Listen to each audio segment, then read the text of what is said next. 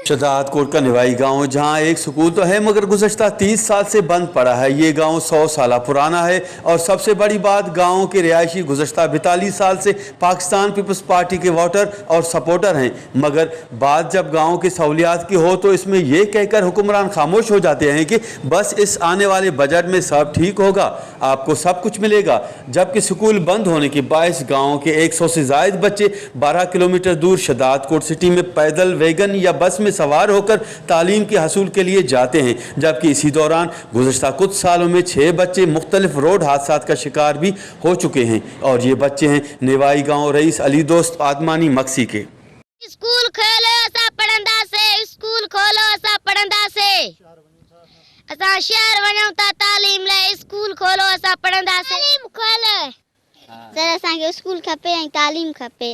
असा शहर वणो था पंध करे बगैर सवारी सां स्कूल बंद परे आ। सर इन स्कूल के काफ़ी टाइम का वठी ड्रे थो ठहे थो 175 का वठी मूंखे यादाश आहे इन स्कूल में का तालीम हिमल ताणी न थी आहे। असां पीपल्स पार्टी के इहो चवणु चाहियूं था त ही स्कूल जेको तव्हां हिते हिन खे बिल्डिंग खे बणायो आहे त हिन में तालीम छो न आहे। ऐं पीपल्स पार्टी के मां इहो बि चवणु चाहियां थो त हिन मीडिया जे ज़रिए ते असांखे सवाल जो जवाबु ॾिए त ही सिर्फ़ु इलेक्शन जे करे हिननि बणायो आहे।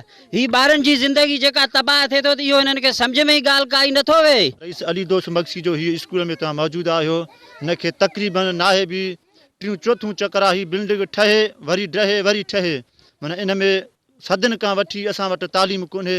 असां सिंध हुकूमत खे सभिनि खे चऊं था त असांखे माना स्कूल असांजो ही खुली मिले।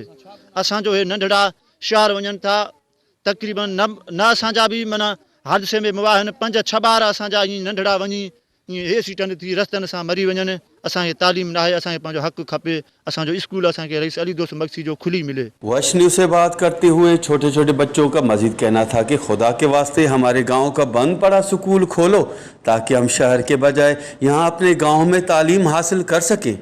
कैमरा टीम के साथ गुलाम अली बराबर, वश टीवी, शहजाद कोट।